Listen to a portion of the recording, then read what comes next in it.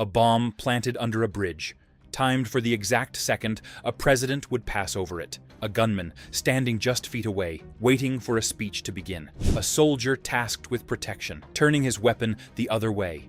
These are not scenes from a thriller. They all happened, documented, verified, witnessed in real time. The most powerful leaders on Earth, hunted, stalked, targeted. Some survived by an inch, some by a signal, some by pure chance, and some did not survive at all. 5 stories. 5 moments where history balanced on an edge so thin, you would not believe it if it weren't true. Stay until the last story. A leader killed by the soldiers he trusted at a parade held in his own honor. Case number 1. Vladimir Putin. The bridge. Intercepted signal. Route changed. Bomb found under bridge. He never crossed it. January 10th, 2002. Baku, Azerbaijan. Putin's aircraft touches down. The motorcade is assembled. The route has been cleared, approved, and locked in by multiple security layers. Everything looks routine. Then, minutes before departure, the lead officer receives an intelligence flash. A single intercepted radio transmission. The route is compromised. The motorcade reroutes instantly. No announcement, just a quiet, immediate change of plan. Bomb disposal units move toward the original route in silence. Beneath the bridge Putin was supposed to cross, they find 20 kilograms of TNT, bolted directly to the structural supports from below, perfectly placed, precisely timed. The moment his vehicle crossed overhead, it would have detonated. He never crossed it.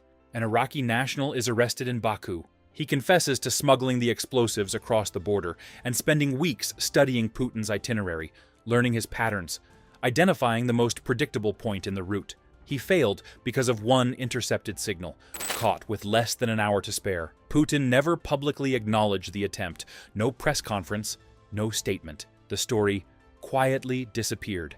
What does it tell you about a man when he survives something like that, says nothing, and simply moves on?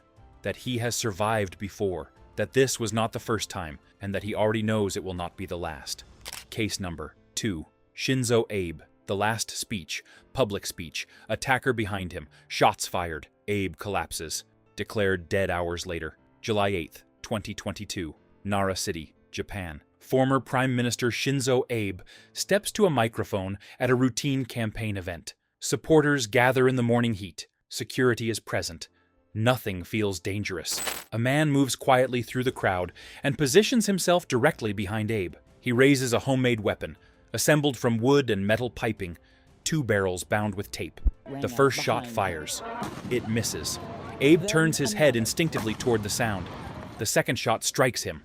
Then the third. Tissue near his heart and sever a major artery. Abe staggers, takes 2 steps, and collapses. He is airlifted to Nara Medical University Hospital. A trauma team works for hours. At 5:03 p.m., Shinzo Abe, the longest-serving prime minister in Japanese history, is pronounced dead. The gunman, Tetsuya Yamagami, 41 years old, makes no attempt to flee. He stands exactly where he fired and waits to be taken.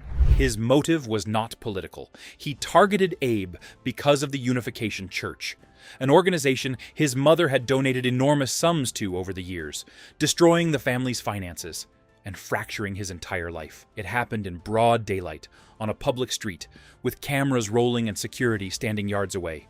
The most sophisticated protection in the world could not stop a man with a homemade weapon and a grievance 20 years in the making. Japan had not seen a political assassination like this in decades. The country was stunned, and the world watched it happen live, on camera, in real time. Case number 3. Abraham Lincoln. The Theater. Minimal security. 1 shot. President killed. History changes. April 14th, 1865. Washington, D.C. The Civil War is over. The city is celebrating. Lincoln attends a performance at Ford's Theater. The tickets were announced publicly, and canceling would disappoint the crowd. Security inside the theater is minimal. His personal bodyguard leaves his post during the performance. The door to the presidential box is left unguarded. At 10:15 p.m., a man slips through that door. John Wilkes Booth, a celebrated actor, a committed Confederate sympathizer, has been planning this for months. He knows the theater intimately. He waits for the loudest moment in the play, the moment a comic line draws the biggest laugh, so the sound of what he's about to do is swallowed by the crowd. He fires a single shot from a .44 caliber pistol directly into the back of Lincoln's skull. Lincoln's guest lunges at Booth. Booth slashes him with a knife, then leaps from the box railing toward the stage, catching his spur on the bunting, landing badly, breaking his leg. He rises, turns to the stunned audience, raises his knife, and shouts, "Sic semper tyrannis," thus always to tyrants. At 7:22 a.m. on April 15th, Abraham Lincoln is pronounced dead. Booth is hunted for 12 days. Union soldiers corner him in a tobacco barn in Virginia, set it on fire, and shoot him through a gap in the planking. He dies at sunrise. It was the first successful assassination of a sitting U.S. president. One unlocked door, one moment of noise. That was all it took to change the course of American history forever. And not all of them were stopped. Case number 4. Mahatma Gandhi. The garden walk to prayer. Man bows, fires 3 shots. Gandhi dies. Nation stunned. On January 30th, 1948, New Delhi, India. Gandhi is 78 years old, frail, supported by 2 grandnieces, as he walks through the garden of Birla House toward his evening prayer meeting. This is his daily routine. The crowd has gathered to be near him. A man steps forward from the crowd and moves directly toward him. He bows, the traditional gesture of respect. Utterly ordinary. What everyone here does.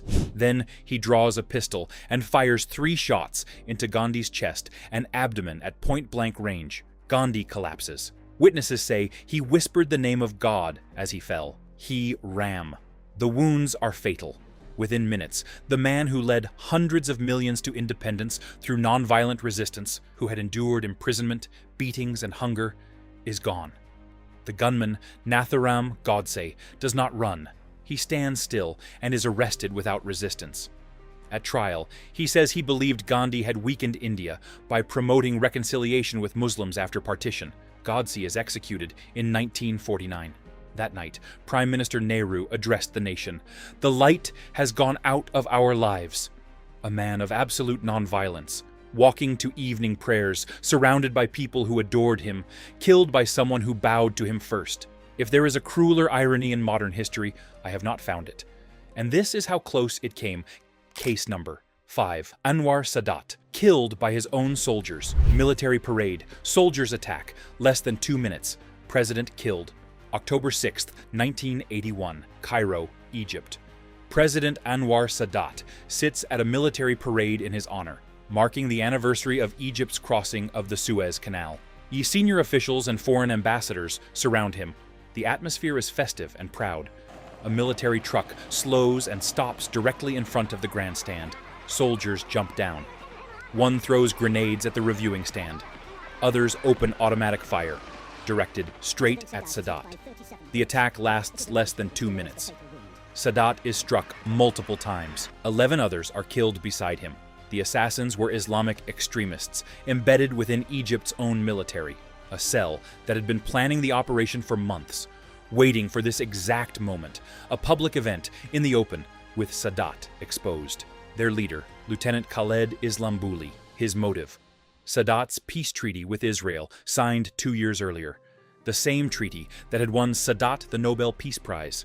Islambouli and his co-conspirators were executed in 1982. Sadat had won the Nobel Peace Prize. He was killed by soldiers he commanded at a parade held in his nation's honor, by men who had marched past him in formation just minutes before they opened fire. These weren't just 5 stories. They were a single, unsettling question asked 5 different ways. We talk about history as though it moves on grand designs, treaties, declarations, the decisions of powerful men in lit rooms. We build monuments to strategy. We write books about leadership.